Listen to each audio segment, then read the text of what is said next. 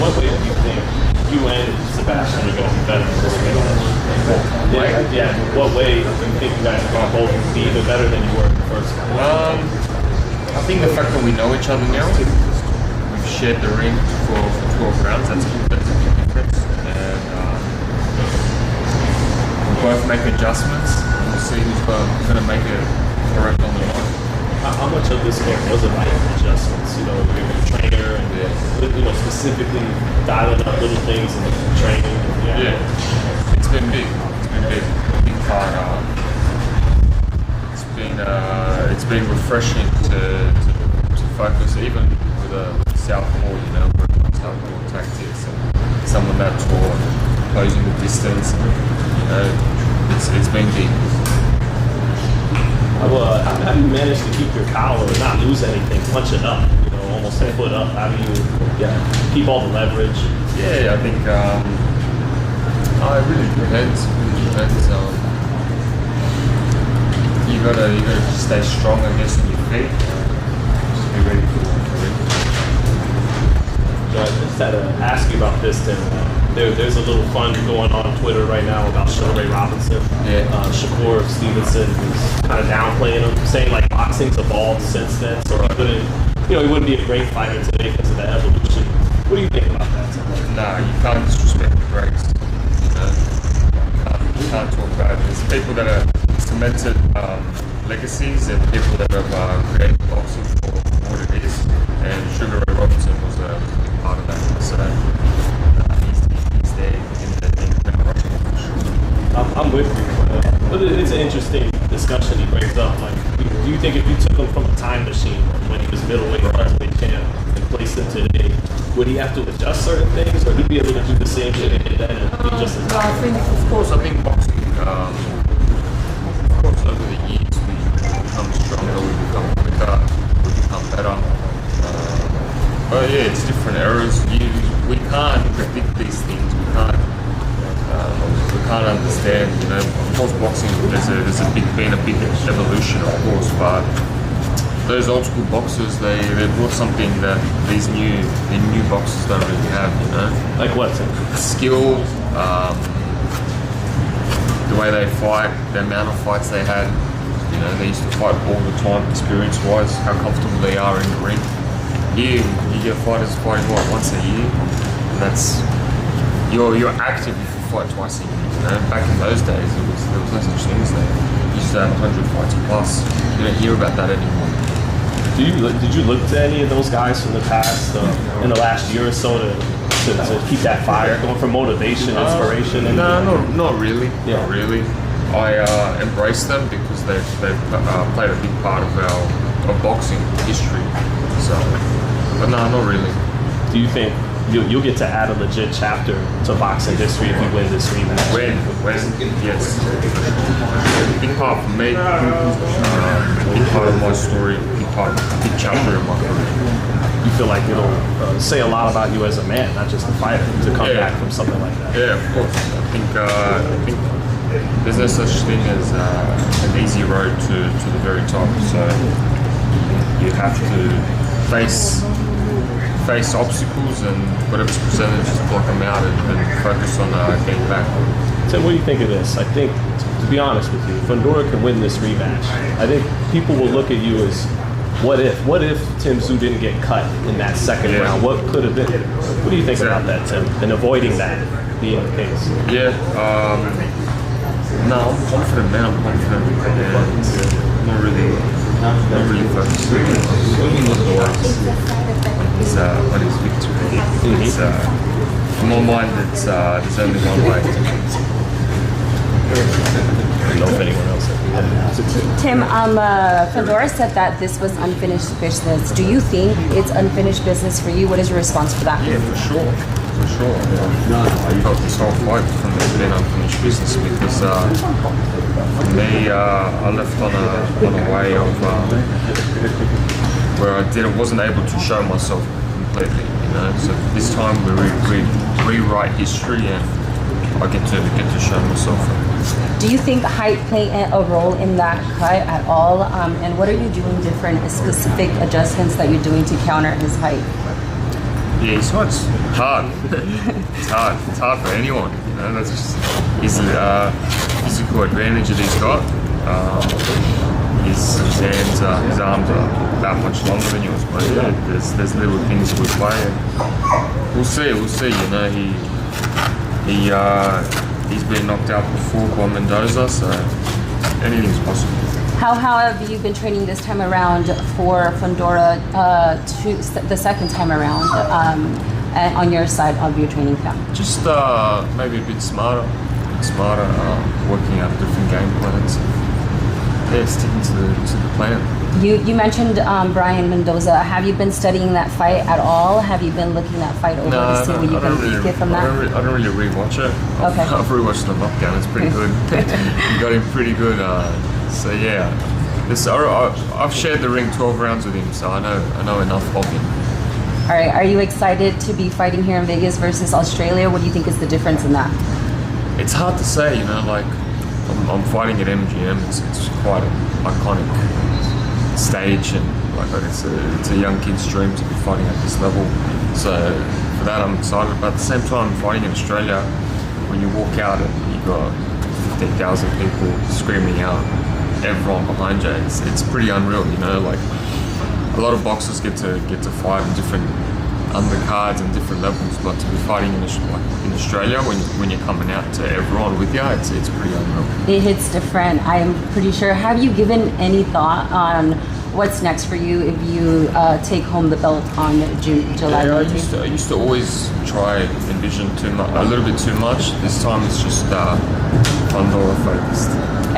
Okay. Last one for me, man. Are you train something that when people think about going for the knockout, they think about a fighter getting reckless and all that, but there's times in certain camps fighters train for the knockout. Smart. Are you training for the knockout in this fight? I feel like it will come. I feel like I just gotta stay patient. Back maybe a year ago, I was maybe going too much for it, you know, and unfortunately with boxing you can't be doing that, especially at the very top level. So when it comes, it will come. Tim, so winning this bout gives you 1-1. You guys are 1-1 at that point. Would you be interested in a rubber match afterwards, or you think it's close, finished business onto that? We shall talk, but I'll get the job done first. As you enter these final days of training camp, what's the most important thing for a guy at your level as you go into these last few days of training camp? I think just staying loose, nice and relaxed. I think the hard work's nearly finished. I've got my last spar tomorrow, so I'm feeling nice and sharp, and just staying nice and relaxed. And how has the cut healed? Is it fully healed? That's all good. It's not a factor at all. Not a factor at all. We don't see a scar or anything. I think a year ago. My hair. That's what. Well, some people in the comments were saying, "Oh, he's growing his hair to admit it." Is that part of? Fashion, man, fashion. Will your father, the great Tszyu, be in attendance for that? He won't be. Okay, so he'll be looking for him afar. He'll be. Excellent. Tim, I saw something online where you reacted to something Sebastian Fundora said in the Gloves Off episodes. Yeah. I wanted to show you that clip and have you react to that on camera real time if you would. So I've got it queued up here. If you want to just press play on there. And get... I saw him looking into my eyes. I didn't think that gun was bothering me at all. Was it him blind or closing his eyes? I can't see out of my eyes. I saw the whole thing the whole time. You know, it's like me bubbling through my nose. Yeah, look, I think there's a couple of times that the blood went into my eyes myself, but that's what we do. Boxing, you bleed. The whole fight, I saw him like. everyone knows.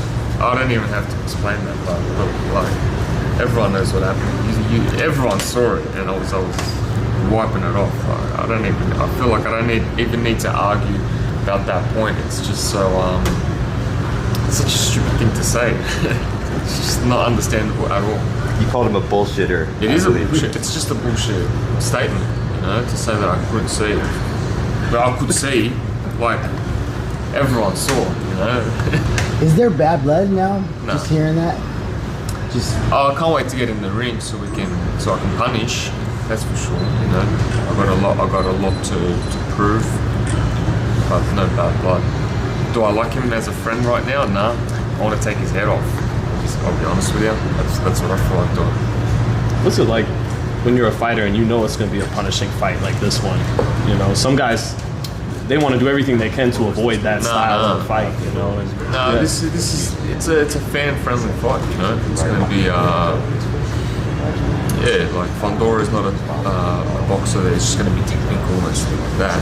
It's going to be a fight, and I love fight scenes. They suit me. Talk about the card. This is a really stacked card. You're going to be on there with the great Manny Pacquiao, Mario Barrios, other fighters that are, you know, real action fighters just like yourself. Everybody knows you like to let your hands go. You're not boring.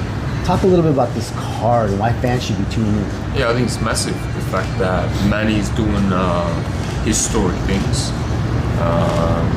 Then you got Zach Cruz. You know, he always brings a fight. Those two went hard out last time.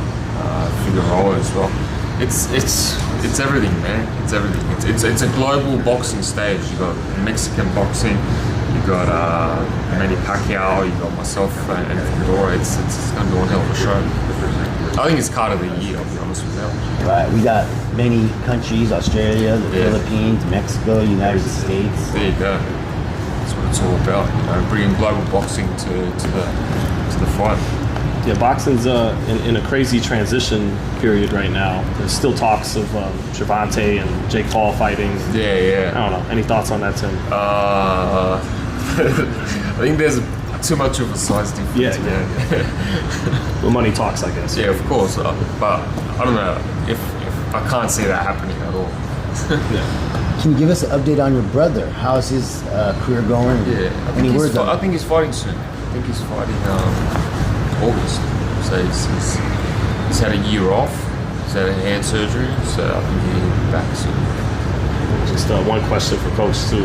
How have you felt about Tim's sparring for this camp? How he's looking at things? Okay, there you go, Ivory. Quick question for you, Eagle. Yeah. How have you felt about Tim sparring for this camp? In comparison to the first camp too. That was good camp. Yeah, see the microphone here, you can ask him. Is he carrying his power punching up, Mike? Yeah, sir. The big difference in the fight y'all gonna see is this is what time, just having time for your opposition, or preparing for your opposition, I should say. He's not, I said a couple times, he's not the same fighter as a year ago. Not even from what I've seen, just from the fights with Spencer and Boston and things like that. He's still growing. And I mean, he's growing as a fighter. It's gonna be a good one. Whatever y'all saw in the first fight, y'all probably not gonna see that again. It's gonna be good, but you're not gonna see the same Tim Tszyu. I know. That's what I know I can say about it. We'll see what Fundora's gonna put this year. Tim, was this an important weapon in camp? A guy this tall? Yeah, super appreciate it. Mark coming down to Sydney. It's hard to find people that tall, southpaws as well, and he's quicker and probably got more skill as well than Fundora. And I'm glad I've had him keeping me sharp and keeping me nice and ready the whole time. How many rounds do you guys think if you had to put it on? We've done a lot. Last time we did 16 rounds. Yeah, Right. 16 rounds I had for a week of sparring. Right. To get ready. What was the number you put on the other one? So when we done, it's gonna be about 80 rounds. Put about 80 rounds in. Just had time. That's the difference when you got time. It was a rush order last year.